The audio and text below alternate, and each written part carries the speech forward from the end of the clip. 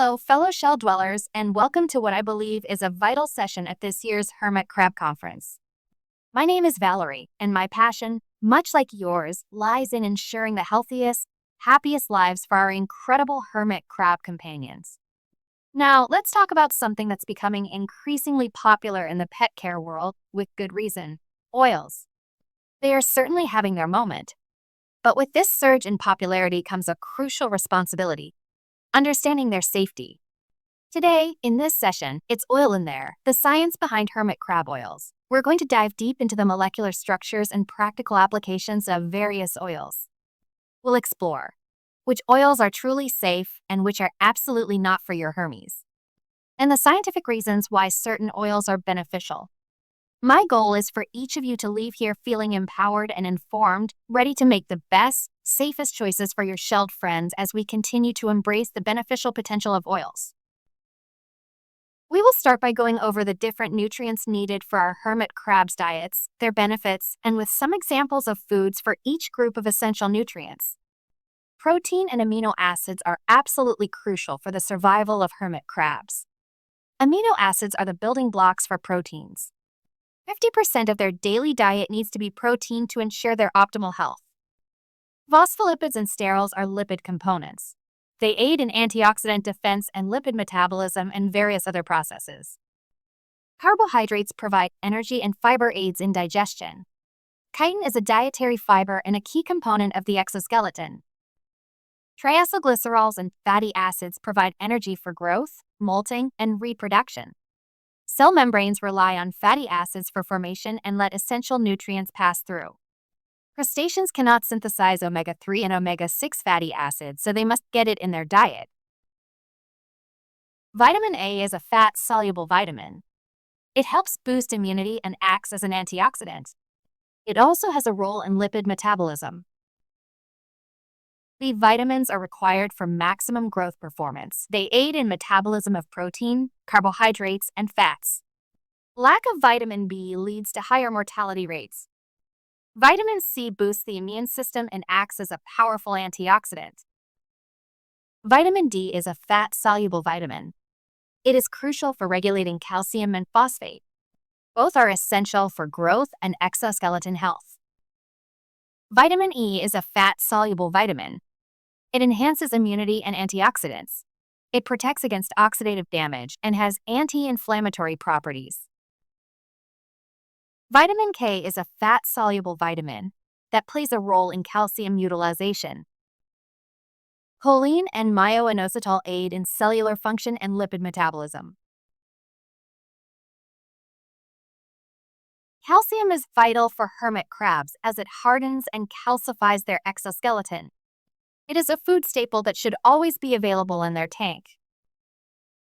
Phosphorus aids in growth and works with calcium for exoskeleton formation. Potassium helps hermit crabs regulate their internal water balance. Selenium promotes growth and immunity. Too much selenium can lead to toxicity. Foods high in selenium, like Brazil nuts, should be fed sparingly. Magnesium is a component of the exoskeleton. During a molt, the magnesium is reabsorbed in the consumption of the exoskeleton. They can also absorb it from the saltwater pools. Iron aids in immune defense and oxidative stress. Manganese is needed for metabolic processes, and it improves muscle growth. Zinc is involved in protein synthesis. It also promotes growth and antioxidant activity. Carotenoids play very important roles in immune function, antioxidants, pigment, reproduction, and growth. A few important carotenoids are beta-carotene, zeaxanthin, and astaxanthin. Beta-carotene can be synthesized to vitamin A and astaxanthin. Zeaxanthin converts to astaxanthin, which is responsible for pigmentation. Astaxanthin aids in their pigment, antioxidants, immune system, and overall health. Now that we've thoroughly covered the nutritional requirements for hermit crabs, let's explore the beneficial nutrients found in unrefined oils that contribute to their dietary needs. Unrefined oils contain carotenoids. Zeaxanthin and lutein are carotenoids that are fat-soluble and dissolve into the fats for absorption. The chemical structure of oils absorbs them more effectively. Saturated fatty acids, such as coconut oil and palm oil, bind with them more effectively than polyunsaturated fats. However, polyunsaturated fats are easier to digest for hermit crabs. Fat-soluble vitamins A, D, E, and K require a fat, such as oils, for absorption. Essential fatty acids omega-6, also known as linolenic acid, and omega-3, also known as linoleic acid, cannot be synthesized by crustaceans and require it from a dietary source. Unrefined oils are a source of these essential fatty acids. Research for commercial feeding of crabs has shown that adding 10% polyunsaturated fats to daily feed has resulted in better growth and health. Understanding how oils are processed can be really tricky for consumers. Labels often don't provide clear information, or they can even be misleading. Sometimes, even the manufacturer's website doesn't offer the details you need. Before we dive into the different oil extraction methods, I'll explain the various types of machinery involved, as they're used for both refined and unrefined oil processing. An expeller press is commonly used for refined oils. It extracts the oil using pressure and friction. There is no heat added. However, the continuous friction of the machine generates heat. The heat that is generated reaches temperatures between 140 to 210 degrees Fahrenheit. The expeller press machine can be used for cold-pressed, unrefined oils as well. When it is used for cold-pressed oils, the temperature is closely monitored and the machine is turned off frequently to cool. Cold-pressed oil guidelines require that it stay below 120 degrees during the extraction process. A hydraulic press extracts oil from seeds by applying pressure. It can operate with or without added heat and includes a cooling feature. The crushing of seeds generates only a minimal amount of friction-induced heat. A centrifuge oil machine separates oil by forceful spinning. The solid material is pushed to the outer walls, while the liquid oil collects in the center for extraction. Methods of oil extraction are solvent press, naturally refined, cold press, and first press. Let's first go over solvent expressed extraction, which is the most unhealthy form of extraction. The first step in oil extraction is the cleaning process.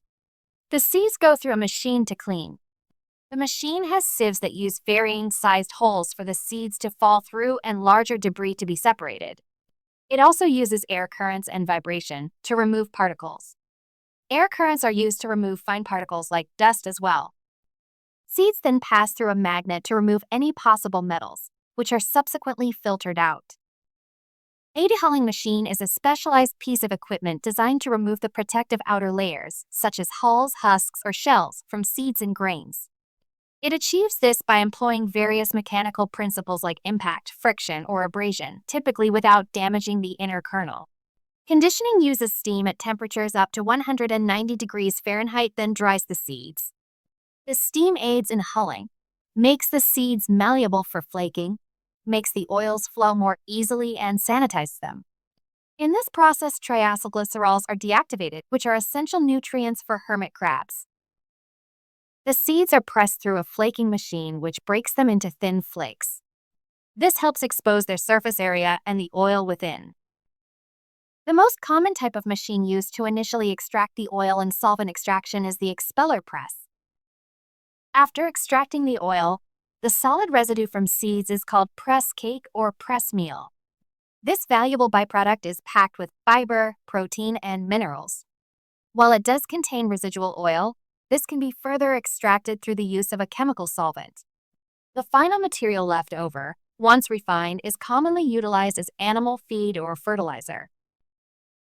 Before refining, press cake is flaked and conditioned. During this process, hexane is used as a solvent, causing the oil within the press cake to dissolve into it. Since hexane is toxic, it's essential to remove it, which happens in a steam distiller. Even after this step, trace elements of hexane might remain in the oil. Hexane is highly toxic to humans and aquatic life. The USDA does not have guidelines for labeling hexane in oils because they are technically used for a processing aid and not an ingredient. Degumming enhances refining efficiency, improves oil clarity, flavor, and odor. It removes phospholipids, proteins, and carbohydrates from the oil using water, citric acid, phosphoric acid, or lye. Neutralization is done to remove colors, odors, flavors, and increase stability for higher cooking temperatures. This process removes palmitic acid, stearic acid, oleic acid, linoleic acid, and arachidonic acid. These are fatty acids that contain essential nutrients for crustaceans such as choline, omega-3, and omega-6. This process is done with sodium hydroxide, which is toxic to humans and pets. Bleaching serves a dual purpose. It removes color pigments like carotenoids and other impurities to enhance shelf life. Carotenoids are crucial essential nutrients, especially for hermit crabs. The process relies on clays or clay components as bleaching agents. While these agents are filtered out, a small amount may persist in the final product. The most commonly used bleaching agent is activated bentonite. It is activated with hydrochloric acid or sulfuric acid. Other bleaching agents include silicate gel, sepiolite, synthetic silicate, or a tapelgite clay. A bleaching filtration aid is added, which is commonly diatomaceous earth. Some absorbents are activated with an acid such as sulfuric acid and hydrochloric acid. Sulfuric acid will cause softening and erosion of their exoskeleton. Hydrochloric acid can dissolve their exoskeleton with direct contact. Deodorizing is done to improve the oil's smell and taste, and it also removes more chemicals left over from bleaching. However, this process also strips away beneficial components like protein fragments, vitamins, and fatty acids. Among these lost nutrients are sources of protein, vitamin E, omega-6, sterols, and choline. The process to deodorize is done by steam distillation. The steam reaches temperatures between 446 and 500 degrees Fahrenheit.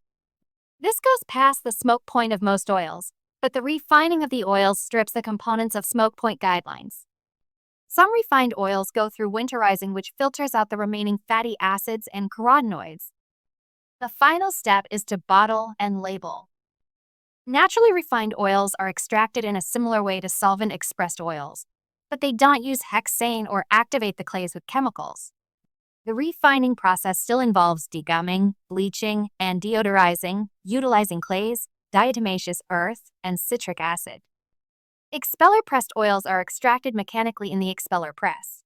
It goes through all of the same steps as solvent-expressed, except using the solvent hexane to extract the oil from the press cake.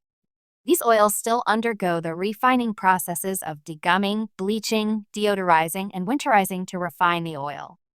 The seed cake is not used for the oil and used for agriculture purposes such as livestock feed or fertilizer. Cold-pressed oils is a simple process since it doesn't involve any refining. First, the seeds go through the cleaning machine with sieves and air to remove any particles or dust. Then the seeds are cleaned with water that is not heated. They're dried in moisture and temperature-controlled machines. After they're dried, they're flaked to flatten the seeds. They're then extracted using machines with no heat. The friction may cause some heat, but it does not exceed 120 degrees and closely monitored to ensure temperature control. They're then bottled and labeled. The final product is pure oil with all of the essential nutrients. First, cold-pressed is the same process as cold-pressed, but the machine only presses the seed once for oil. Whereas the cold-pressed method will press the seed multiple times to get as much oil as possible. Only pressing it once leaves a finished product with a higher nutrient count. When looking for oils for your hermit crabs, you will need to make sure they're not only unrefined, but that they're from a safe food. The Crab Street Journal website has an amazing food database where you can search for food safety. It is broken down by category to make searching easier. It lists any possible toxic principles, if the food needs to be cooked first, and sources to see the research. There is also a book called Fresh and Foraged Foods for Land Hermit Crabs by Stacy May. Like the Crab Street Journal database, it specifies what parts of the plant are safe, if it needs to be prepared for safety. It also has some of the nutrients for each food item. It's definitely a must-have for all hermit crab owners. You can find it on Etsy at the shop called My Hungry Hermit or on Amazon. If an oil is listed as refined or naturally refined that is unsafe, there are some other things you will need to avoid as well. Expeller press can be used for cold-pressed oils. However, if it were cold-pressed, then it would be labeled as cold-pressed as well and not just expeller pressed. Organic is a tricky one as well. Organic refers to how the plant was grown and not how the oil was extracted. So even though it states it is organic, it needs to state that it is unrefined as well. Oils with added tocopherol, which is a form of vitamin E, are not safe. It is extracted from the seed cake during the refining oil process, that is, trace chemicals. There is also the concern of which plant it is extracted from. Rapeseed is a common plant oil that is used to extract tocopherol. Unrefined oils contain vitamin E naturally. If you're using oils to cook your hermit crab foods, make sure you do not go over the smoke point of the oil. Heating past the smoke point releases acrolein, which is a toxic chemical. Cooking with oils on the stovetop can reach temperatures up to 500 degrees. To sum it all up, you will first want to make sure the plant that the oil came from is safe. The oil needs to state that it is unrefined.